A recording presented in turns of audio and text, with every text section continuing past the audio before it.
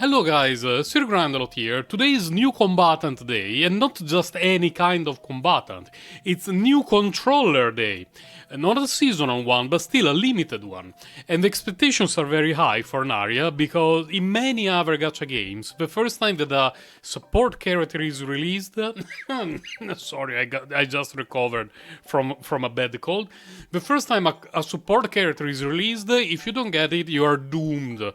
Absolutely destroyed and sent to the Shadow Realm for multiple months. And I'm happy to report that Narja is not a must-have to that kind, although she's a very comfy combatant to have. And if you are a specific kind of player who shares something with me, she's borderline a must-have. And I want to go through her cards first, because, well, let's ignore the normal cards. I'm not a huge...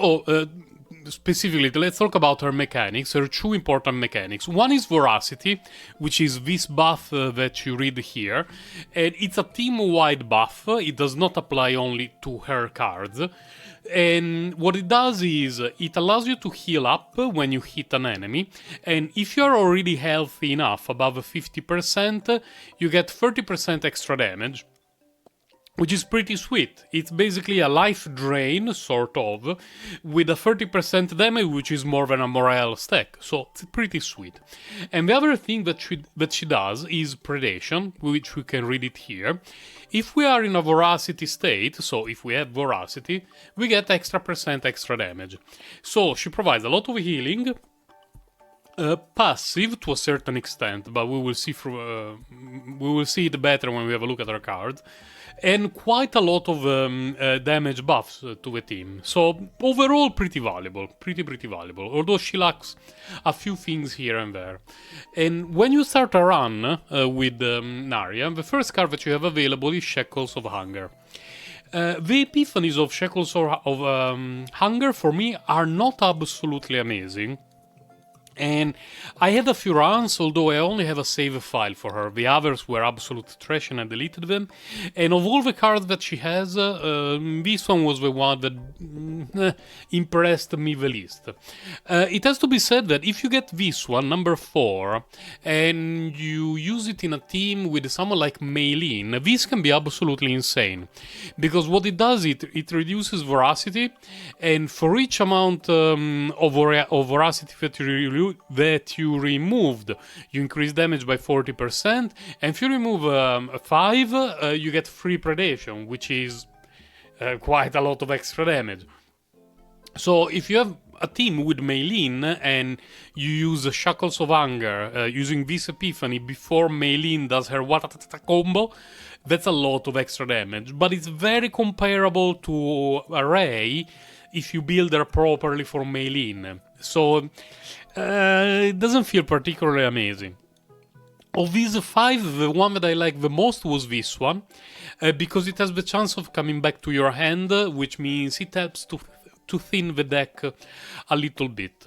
All its epiphanies are a card that deals a little bit of damage or generates a shield and either uses or generates voracity. So a little bit depending on the team that you have, you can choose the epiphany, but it's a card that every now and then I wouldn't mind removing, to be honest.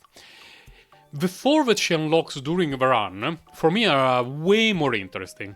Bottomless Hunger, by default, it allows you to discount cards in your hand the next 2 times that Voracity is activated. Activated means when you use an attack card, Voracity triggers and you heal, that's when you get this effect. And the epiphanies are pretty sweet. They either help with the cost reduction, with the cost decrease of other cards in your hand, or they help in generating voracity. And this one has the unique tag. This is something we are going to see a lot while we have a look at Narja's cards. The effect is arguably the weakest, because after you use voracity 3 times, you get 1 discount on the cards in your hand once per turn. So, compared to bigger discounts or generate veracity and get discounts, very sweet effect. This one is by far the weaker, but it's an upgrade, meaning that you use it, it's removed from the deck, it's gone, you're not going to draw it again, and it's unique, which helps with the save files. And this one is also pretty solid. The version that adds 7 veracity, and it also increases the damage to the next meal time. There are some disgusting things that you can do with this epiphany in particular, but you really need to set it properly. Like, you need to have a massive generation of veracity so that you can have a lot during a turn. Ideally Serenial, we will see later. And then, at the end, you cast a mealtime that deals 1,000,000% damage, and it feels great, but, it's a huge setup for very little payoff. By that time, Serenial has already probably killed everything that was on screen. Then, we move to the next one, which is Voluntary Control. This, for me, was the highlight of most of my runs with the Serenial. And it's a card that helps generating veracity in most of its forms. And this one in particular, for 2 turns, so it's a buff that you use it and it's there for 2 turns. Every time that the action count of the enemy drops, you gain 1 veracity. This means that if you have a team with Tressa or Serenial, ideally Serenial, every time that you use an attack card, the enemy's action count drops. You use Veracity to deal more damage with the Serenial and recover hit points. Voluntary Control generates 1 stack of Veracity. And you use another laser of Serenial. You use 1 stack of Veracity. You heal, you're dealing damage, the enemy's action count drops, you generate 1 stack of Veracity. I got a save file, I will show you later, the one that I like the most, with multiple copies of this one, with the Divine Epiphany draw a card. The bosses, what was happening was absolutely insane, because it was essentially endless stacks of Veracity, meaning it was a constant renewing of the buff and life drain, and Serenial was dealing more damage, and it was absolutely disgusting. This card, apart from... Let's pretend you do not have a Serenial, because, mistakes are made, you skip the Serenial, or you started playing today. She has 2 upgrades with the unique tag. Oh, which means hugely impactful for farming save files, especially for other characters. One generates 10 veracity stacks, and you pick a card. Every time that card comes back to your hand, you generate 1 predation. Think about how many cards someone like Serenial has that you can bring back to your hand. Quite a lot, especially if you pick the right epiphanies. Then you have this one, which is more specific for teams where your main damage dealer uses basic attacks. This one, for me, is slightly questionable. It's nice that you can draw mealtime automatically, and you can also generate stacks of morale, but not particularly exciting. And this version that generates stacks of veracity and potentially predation, pretty solid. But for me, the 3 highlights are these 3. Like the center one, especially if you're playing someone like Serenial, but not only, and the 2 unique cards based on who is the main damage dealer of your team. We then go to Domain of Veracity, which is another card that did not activate my almonds very much, although it has quite a bit of synergy with other characters. For example, this version, I got it in a couple of runs with the Serenial, and it was pretty sweet, because she's going to deal damage to everyone, and she's going to help Serenial to cause Ravage, and on Ravage, you get free Veracity. So it's pretty sweet overall. It's not an absolutely trash card, but it's like, whatever. It has a card with a unique tag, an Epiphany with a unique tag. It's by far the worst in terms of effect, because if you do get an Narja, you will notice that you complete a chaos run and you are at full hit points. Just because when it's your turn, after you receive the damage and you start using your attack card, you heal up very, very significantly. So the Domain of Veracity unique that gives more a 200% heal on meal time, it's like okay. Other versions are better. Personally, there isn't one that feels absolutely amazing, especially because in my experience her damage is a little bit subpar. I was expecting it to be a little bit better. Now, of course, it depends on who you compare it to. If you compare Narja's damage to someone like Mika, oh, she's god tier compared to Mika. But compared to damage dealers, she's not just a notch below them, it's 2 notches below them. So she doesn't really feel like a sub DPS. She feels like a healer who can, occasionally heal a little bit. And Mealtime, it's a card that in theory costs 1 million and you're never going to cast it, but it has a built-in mechanic that reduces its cost, and it does a little bit of everything. It heals, it generates predation, it deals damage to every enemy, and it's not a bad card. I mean, if you have to pay 6 to cast it, it's a very bad card. But you will notice that more often than not, it costs 0. So, you're, as a 0 cost card that has the unique tag, this is a pretty solid one. And I mentioned the unique tags so many times, and if you kept track, Bottomless Hunger can get the unique tag here. Then we have Voluntary Control, which has 2 chances of getting the unique tag. Then we have Domain of Veracity, which can get the unique tag. And we have Viscar, the one without Epiphany, that has the unique tag by default. Essentially, if at the start of a run you remove this card, unless, if you're doing a run with Meilin, you want to keep it because it has the chance of being absolutely crazy. In general, it can be useful, but if you start a run and you remove this one, all her remaining cards could potentially eventually get the unique tag. So, based on how much time you spend doing Chaos Exploration and how much you enjoy hunting for those absolutely sick, disgusting save files, the value of Narja could skyrocket extremely, based exclusively on that. The only save file that I saved so far, and that made me pretty happy, but unfortunately it was at a very low tier, so I couldn't get more than this, or I would have tried to do things a little bit differently. It was this one. I didn't focus necessarily on unique cards, but the moment I got this one, I insta-picked it, and I tried to copy it a few times. The reason why I decided to copy this one in particular is twofold. One is that I found this to be absolutely amazing for Serenial, and right now I'm using Serenial most of the time to carry my runs in any chaos because she's amazing.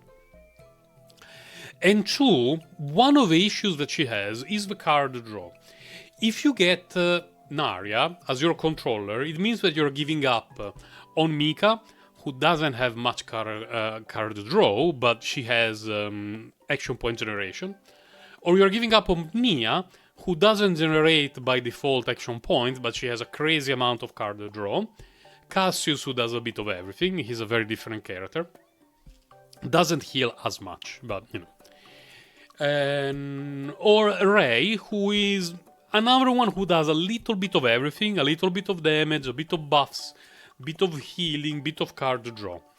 She does not have any card draw at all in her kit by default, which is a little bit of a bummer. For me, if in her epiphanies you can get draw as a divine epiphany, it's an insta-pick. And this, for the same reason, is the forgotten card that I would always pick for her, just because of the draw. No matter how much you draw, even if it's just one, you're going to dig a deeper, even just a little bit in your deck, and it's going to help you a lot. Because she has quite a few cards that are strong but situational. So it's not like every turn you want to play something like Domain of Voracity, or every turn you really want to play Shackles of Anger, especially if it's not the version that comes back to your hand. And so being able to add a little bit of card draw to her kit, either via the chest that, at the start of a battle you can discard and draw some extra cards, or with the Forbidden card, or via neutral cards, or via epiphanies, extremely valuable. Now she does not generate action points, but if you pick the right epiphanies, she can give you discounts on your cards, which is not too bad. I mean, it's not the same, because generating action points give you more versatility, but getting discounts on your cards, it's also pretty good. And I was pretty happy about this save file, considering that it was very low tier, and that to keep some of the cards that I tested, I had to put back in the deck some of the standard ones. The standard ones, again, I'm sorry, but I'm still recovering. The attack is absolute S. I would never use it. The true heal cards that generate Voracity are not complete trash, because you have to remember that Voracity is an extremely important, it's a key part of her kit, and a lot of her cards rely on even having Voracity, or generating it, or using it. So the basic heal, allowing you to generate 2 stacks of Voracity, is not that bad. I probably would not remove it right away at the beginning of a run.